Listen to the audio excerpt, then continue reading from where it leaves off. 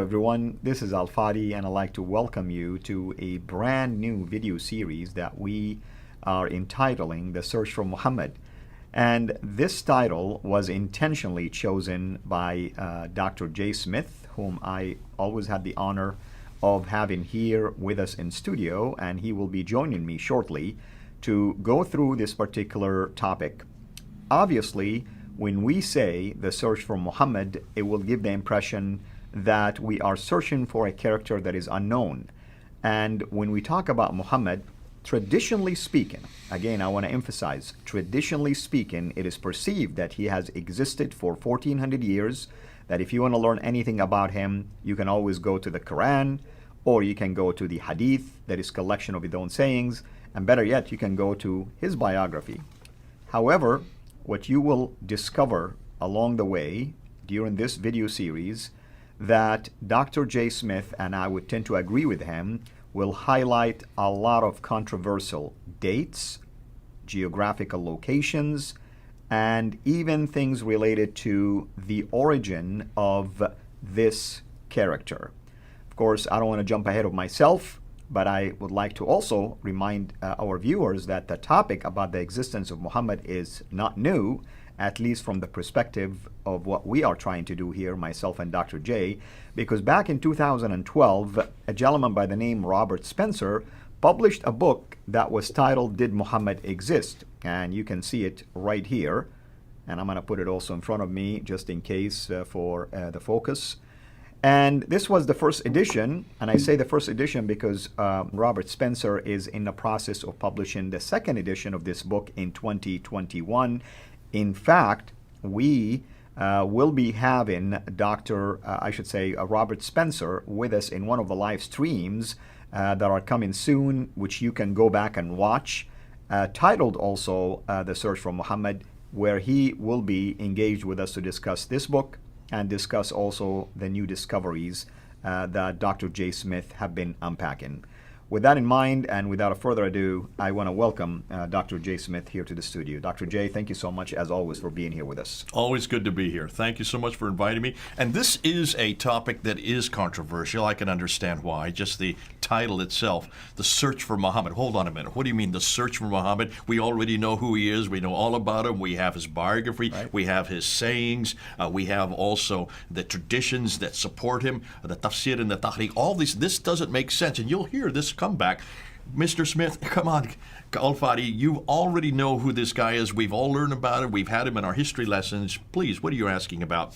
And that's why this book was so groundbreaking. When he came out in 2012 and he asked this question, did Muhammad exist? That caught everybody by surprise.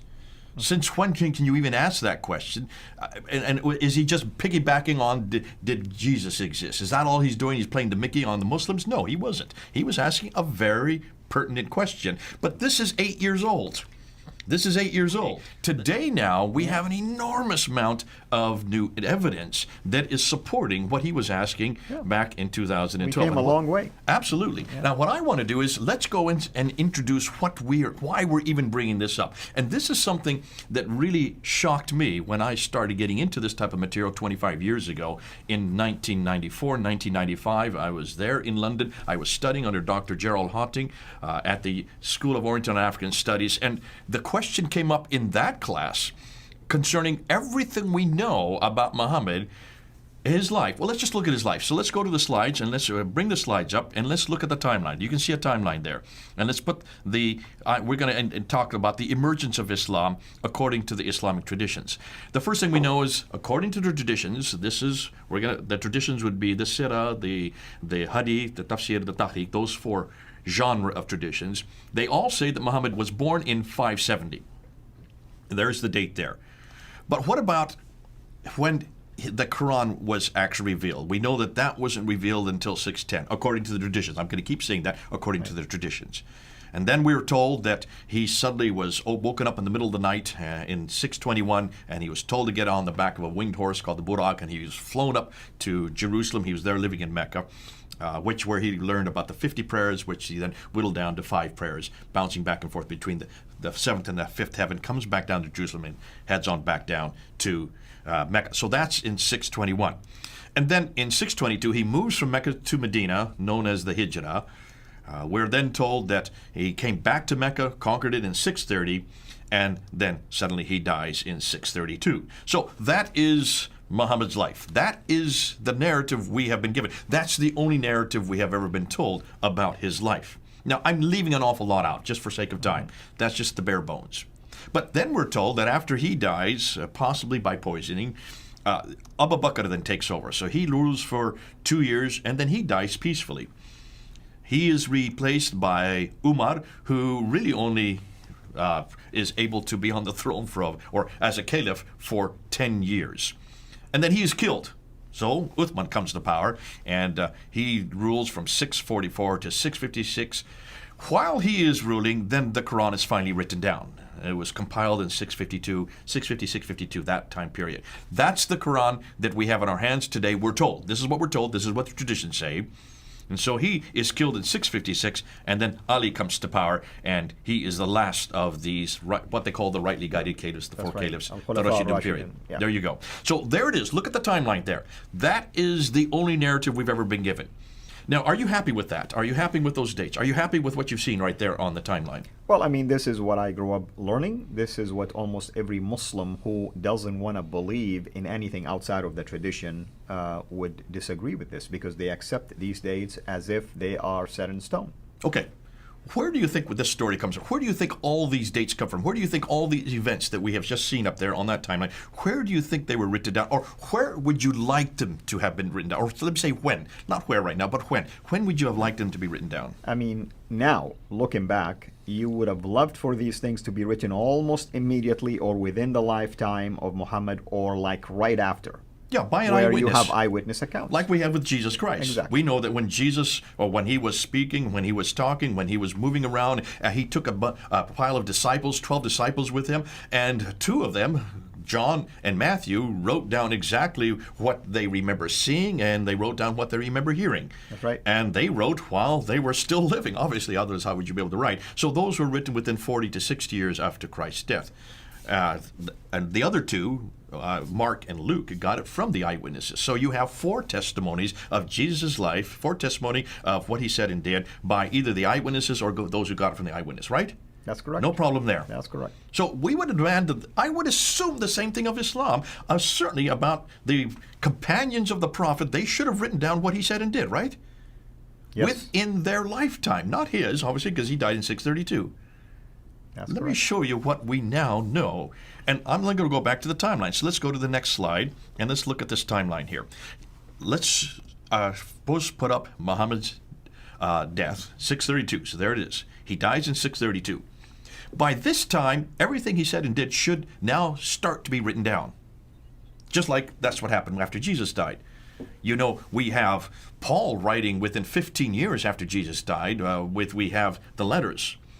And he didn't even see Jesus. He didn't even know Jesus.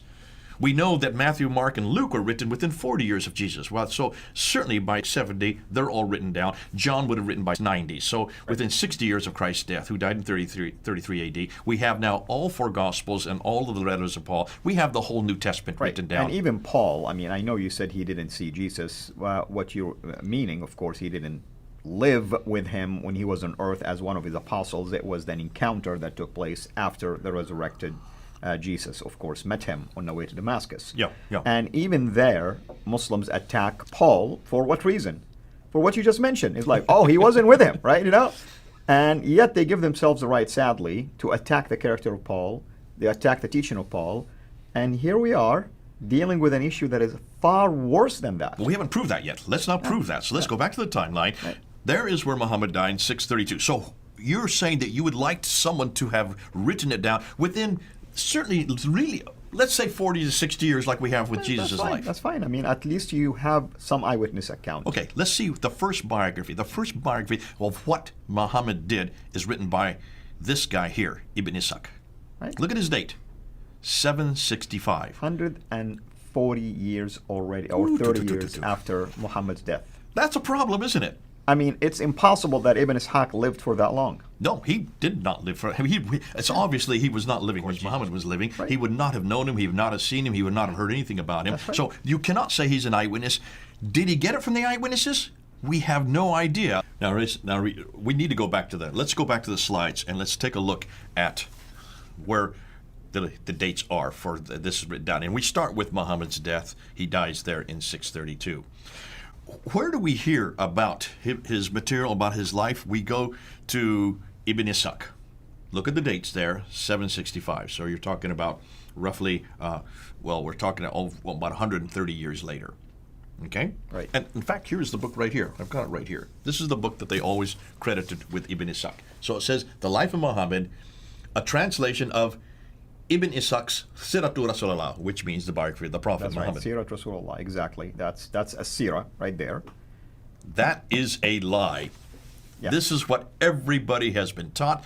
This is what you have been taught. I have been taught that this was written by Ibn Ishaq. Look how thick it is. Right, and the reason why people buy into it, because no one, sadly, either dares to publicly question it, or at least if they question it, they keep it to themselves and they don't bring it up out front, basically. And this is the problem. We have this real. We're going to be talking about this later on. So let's go back to the slide. So then who wrote this? Not Ibn Ishaq. This is the guy that wrote it, Ibn Hisham. Look at his dates. 833. You're talking about 70 years later. Right. 70 years later, Ibn Hisham takes what he likes of Ibn Ishaq, throwaways what he does not like And of he Ibn expands Ishaq. it. We don't know if he took only 2% or 5%. We don't know how much he took. He threw out, so we don't have anything of Ibn Ishaq. We only have what Ibn Hisham. So really, this book here is Ibn Hisham's book. This is not Ibn Ishaq. So let me say something here, an observation. What is it with these guys that take whatever they like and throw away or burn what they don't like? Because Uthman by now supposedly have done exactly the same thing. Uthman did it? Yeah. Take a look. We're going to get, but before we get to that, I'm going to show you another example of that. We do know that there's one other person that writes a biography, and his name, I'm going to throw away Ibn Ishaq. Go back to the slide. I've thrown him away. He's now disappeared. Why? Because he just does not exist in this discussion. Right. We know nothing from Ibn Ishaq. We know from Ibn Hisham. Now let's go. There's another biography, and this guy is Al-Waqidi. He dies about 2 years later. Yeah. His, interestingly, most people don't like to go to his. Why? Because it's all full of violence. It's called Kitab al-Maghazi, the book of basically military campaigns. The military campaigns. That's why they don't like him. They would rather use Ibn Hisham because that's much more politically correct. Right. So that's the biography. Those are the two biographies that we're looking at. But there's another genre, and that's what we know as the sayings. The sayings of the Prophet Muhammad, that is the hadith. The first to write them down in a categorized form, to compile them, is Al-Bukhari. Look at his dates, 870. Right. Now, notice, here's another example. Just like we have with Ibn Hisham, throwing away what he doesn't like and retaining what he likes. Al-Bukhari has given 600,000 of these sayings of the Prophet. That's right. And he's told to whittle them down and eradicate that which he didn't like. From the 600,000, he whittles them down to 7,397. With some repetitions in them. Yeah. In fact, if you look at the old repetition, it's just down to around 2,000 unique ones. But from 600,000 down to 7,000, that's basically he's thrown out 98%. And his reason was? Because they are inauthentic. Suspected fabrication. They're fabrication. Yeah. Who says they're fabrication? How does he know what's fabricated? Look at his dates again. 870, that's 240 years after the fact. And another thing, Jay, I mean, now I'm going to be this critical guy who's going to sometimes challenge some of the things you're going to mention, sometimes point out things for the benefit of our viewers. We know Muhammad existed and died in 632 because of these sources. Only because of these sources. That's right. So everything we know about Muhammad's life, his death, about him moving from Mecca to Medina, about his wives, all these things that we know about concerning the background story that is not in the Quran, you have to get all this background story, all these 9 volumes of hadith that we have for Al-Bukhari alone. That 7,397 still make up 9 volumes. What happened to the 98% he threw out? And where is it today? Wouldn't you like to look at it? I would like to look at it. Exactly. So there has been a mass censorship that has gone on. But he's not the only one. Let's go back. Let's go back to the timeline. You also then have Sahih Muslim, who died in 875. Then you have Al-Tirmidhi, who dies in 884.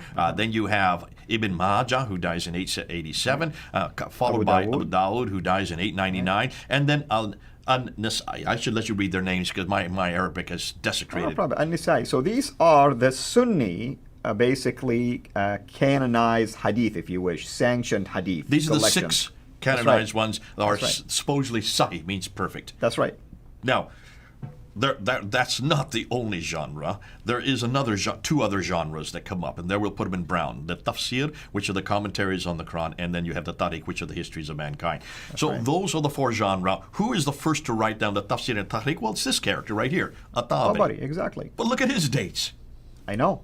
That's the 10th century. It's fascinating. In fact, Muslims point us out to Ibn Abbas, and they say, well, Ibn Abbas is the father of tafsir. He might be, but we don't have any of his writing. No, and we're dependent on people like Al-Tabari to report us. Exactly. Again, it's the same thing that Al-Bukhari did. It's the same thing that Ibn Hisham did. They just reported what they wanted you to know. They just took what they considered to be the narrative that they were interested in, and they threw out anything that disagreed with it. Yeah. So basically what we're saying is everything, and let's look at the timeline here, everything we now know about this man named Muhammad, about how Islam began, how about everything began, it is not beginning to be written down for 201 years. Here's another thing I wanted to mention just quickly about the tafsir, for instance, starting with Tabari.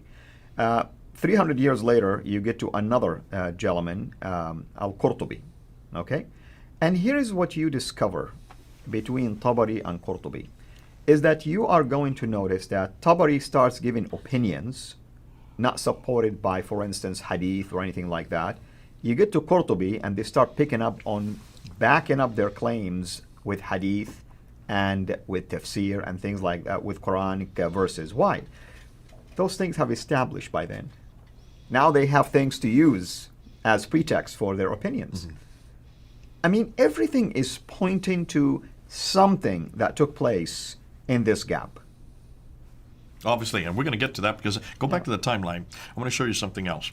When we get back to the timeline, let's just go and take that 200 years out and let's replace it with this guy here, Abdul Malik. Abdul Malik is the one that we have been saying for the longest period. You and I have mentioned this a number of years ago, that this guy is the one that introduces the Shahada there on the coins and on the Dome of the Rock and also on the Caliphal Protocols. Look at his date, 692. So we're talking about 141 years after him that you start to get this narrative that he is introducing, all right? But I want to go even one step further. I want to bring up Abbasids. The Abbasids come to power in 749. As we go through this series, I'm going to keep coming back to this point. It's the Abbasids that we need to give credit to, because the Abbasids are the one that actually create this new narrative. And they have a problem with the Umayyads, including Abdul Malik. They have an enormous hatred for anything that came earlier. They hate the Umayyads. They want anything to do with the Umayyads. So really, if you're going to talk about this new narrative that is now being introduced by Ibn Hisham, Al-Waqidi, Al-Bukhari, Sahih Muslim, Tirmidhi, Majah, Dawud, Nasai, and also Tabari, you need to go back to when did this all begin, and you need to go back to the Abbasids. Now let's look at the timeline again. Look at the Abbasids, it was 749. under their watch, basically. Absolutely. Yeah. Ibn Ishaq is the one that first comes. He is the first one that introduces that narrative in 765. But Abbasids are 84 years ahead of this. They're 84 years before it actually gets categorized. Let's go put up and let's make sure, let's remind ourselves about our good friend Ibn Ishaq, who we haven't used before. His narrative is a good 68 years before they finally get the one that they want really codified for the whole world to see. Mm-hmm. So can you see, we're not talking about 5 or 10 years, we're not talking about 22 years like Muslims like to believe, that everything happened in a 22-year period from 610 to 632. No, we're not. We're talking 200 years later, but not just 200 years. Even by the time the Abbasids come to power in 749, that Ibn Ishaq was the first one to write down that story of this man that they're going to create as their prophet. We're going to tell you why they had to create him as a prophet. That's yet to come in other episodes. But even his is not good enough. Another 68 years, they finally come up with the canonized form of who this prophet is, and that's Ibn Hisham. Now can you see, it takes him another 40 years to even start introducing his sayings. His sayings don't even come into appearance until 870. That's 240 years after Muhammad, Right. but it is a good century and 130 years after the Abbasids come to Europe. So almost everything that we're going to be doing through these episodes has to do with the Abbasids. Remember that. We're introducing this at this time. Now, what I want to do is I want to show you one other thing. Let's look at the directions. Let's look and see where these guys came from. And maybe we can put that into another episode. Absolutely, absolutely. What do you want to show? You want to go ahead and show us now? Well, let's go ahead and do it. Yeah. I want to show you this here. Look at the slides again. Take a look at the problem of distance and direction. When you look at this, you will notice that the Islamic traditions say everything happened in Mecca and Medina, these two cities down here. That's right. All of the traditions, that includes the Sirah, the Tafsir, the Tahriq, the Hadith, they all say it happened in those two cities that are circled And in the green. Ottomanic basically recension took place there, and the decimation of the Quran took place from there. I mean, that's That's the what they're tradition. telling you. That's right. Look how far south they are. All right? Right. I'm going to say absolutely not. And this is where people need to start looking at a map and show where all these guys who are writing these things, where these guys came from. Let's start with our good friend. First of all, let's ask, where is it that they all are residing? They're living in a place called Baghdad. Now remember, be careful. The name Baghdad comes into existence in the 9th century. Before it was the 9th century, it was called Ctesiphon. I'm going to use the word Baghdad. I know some people will jump on me. Yasser Qadi jumped on me for calling it Baghdad at the time of Uthman.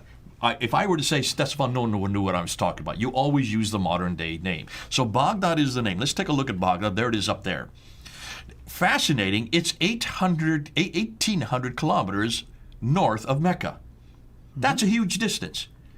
People aren't putting this on a map. What's more, we also know that Ibn Hisham is the one that writes what we know is the biography. He was actually born in Basra, but he did his work in Cairo. And actually, let me back up on that. He was born in Basra, he grew up in Cairo, he actually did his work in Baghdad. So take a look at those three dots there. We do know that Cairo is a good 1,600 kilometers from Mecca, and we know that Basra is a good 1,800 kilometers from Mecca. Huge distances we're talking about here. Right. None of these guys, so far, have been down in Mecca, Medina. They're much further north. What about, let's talk about Al-Bukhari. He's the one that writes down the Hadith. He's from Bukhara. And where is Bukhara? Well, Bukhara is what is today Uzbekistan. And Persia, today is and that Uzbekistan. area There it and is on the beyond, map. There you go. Back then there was no Uzbekistan. That's just for modern people. Bukhara. That's why he's known as Bukhari from the name.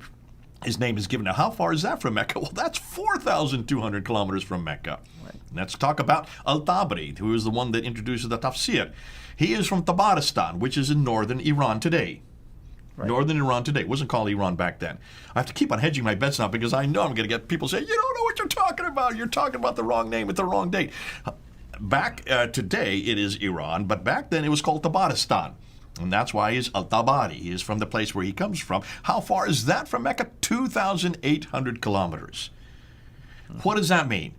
None of the traditional writers who talk about Muhammad, what he did and what he said, either lived or worked in Mecca and Medina, like the traditions suggest. They were much too far to the north of Mecca and came from west and east of Baghdad. So, all of these northern areas are where the Abbasids originated. Let me just do one more slide, and let me just underline this point. The problem with this northern hegemony, the Islamic traditions say everything happened in Mecca, Medina. There's the Hijaz. That's the down south.